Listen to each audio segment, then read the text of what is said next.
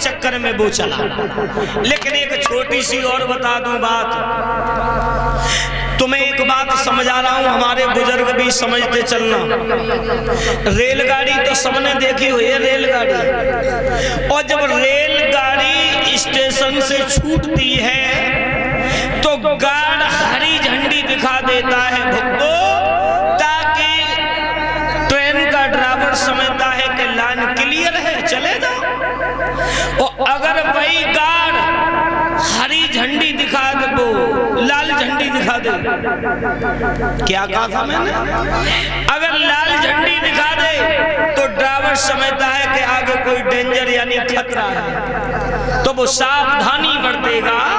और ये माताएं पहले से संकेत करती हैं। बताओ, इनकी तो देखो धोती लाल, इनकी विधि लाल, इनके होठ लाल, इनकी महावर लाल, सब लाल लाल।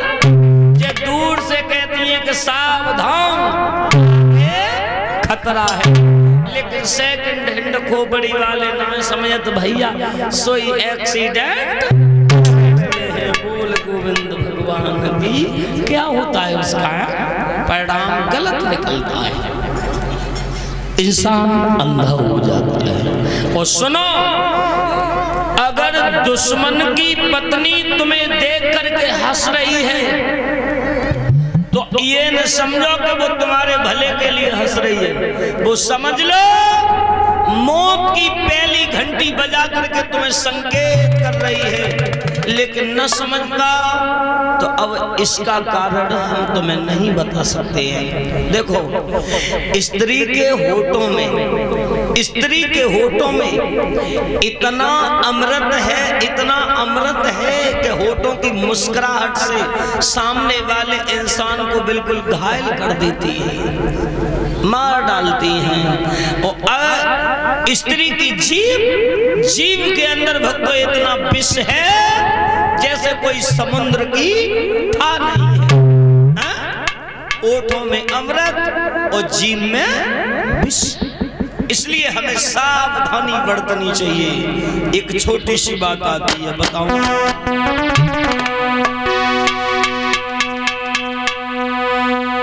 छोटी पूरी कामिनी सबई बिसकी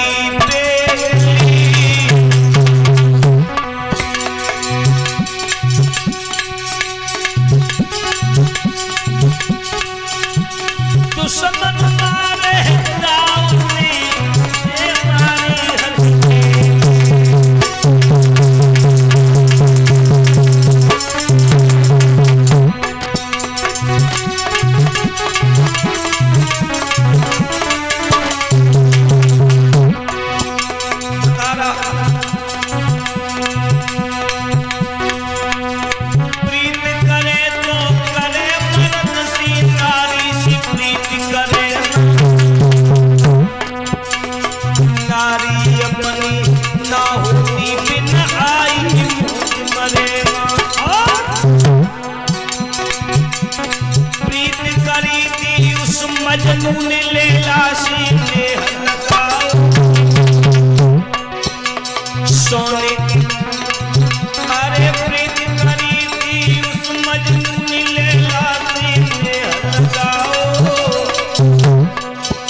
और सीरी पर फरियाद मिट गयो हाथ छू नहीं पाओ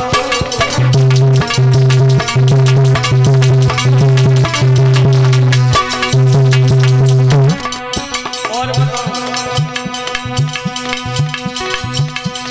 प्रीत करी थी उस मालिन भैया की नार छिनाई पंपापुर में रामचंद्र ने धरन पे तो सुनाई प्रीत करी थी उस रावण ने सिया नेह लगाओ सोने की लंका खाक कर डाली वाली कुल को नाश कराओ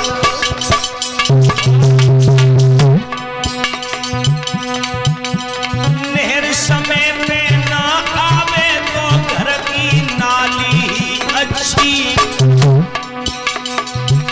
और ब्यूटीफुल बदचलन नार से काली काली ही अच्छी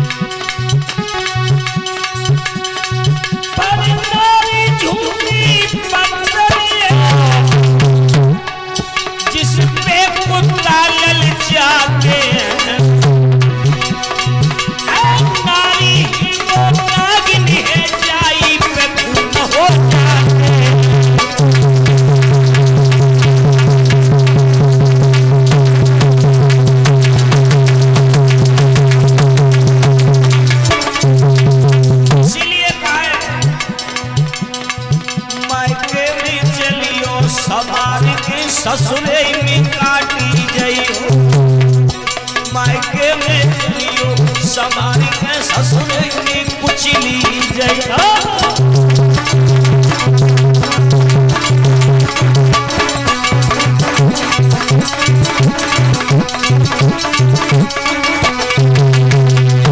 देख लिया जैसे ही चंद्रमा ने मुर्गा बन करके आवाज लगाई गौतम ऋषि समझ गए सवेरा हो गया और 22 समय मेरे भगवत प्रेमियों को अपने सोटा लंगोटा जो जितने हते वे लेके गंगा स्नान को धरे भाजे चले गए।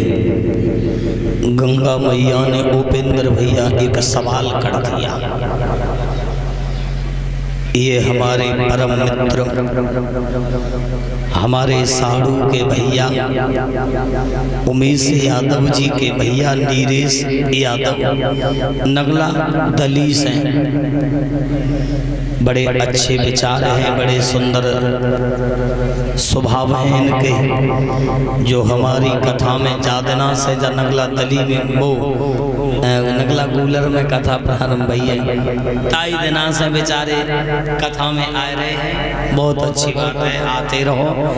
और जो हमें नीरेश नगला दली से 101 रुपया से सम्मानित कर रहे हैं। वैसे अबे लला तुम्हारा ब्याह हो अबे तो तुम्हें ज्यादा से सम्मान करना चाहिए, जब ब्याह होते है तब तो आदमी खुशी के मारे खूब छटक हो जाता है। तो भगवान से कामना करेंगे भगवान सदैव सुखी रखे, परमात्मा लंबी उम्र दे, आगे सद्भक्ति प्रदान करे। 50 रुपया सुभाष चंद्र नगला धारू वाले हमारे भ्राता, 50 रुपया संजय यादव नगला रमिया, दोनों हमारे पड़ोसी हैं जो आज हमें यहाँ पर सम्मान कर रहे हैं हमारा। हम चाहते हैं इसी तरह से धर्म क्षेत्र में आगे बढ़ते रहे भ्राता, जीवन की राधा रानी इनकी मनोकामना पूरी करती रहे। मेरी माता बहनाओं, जैसे ही गौतम ऋषि को बताया, गंगा ने कहा कि बेटा इतनी जल्दी कैसे आगे, बोले मैया आज हम लेट हो गए इसलिए। जवाब दिया तुम लेट नहीं हुए हो, अरे घर पे जाकर के देखो धोखा हो रहा है, छल हो रहा है।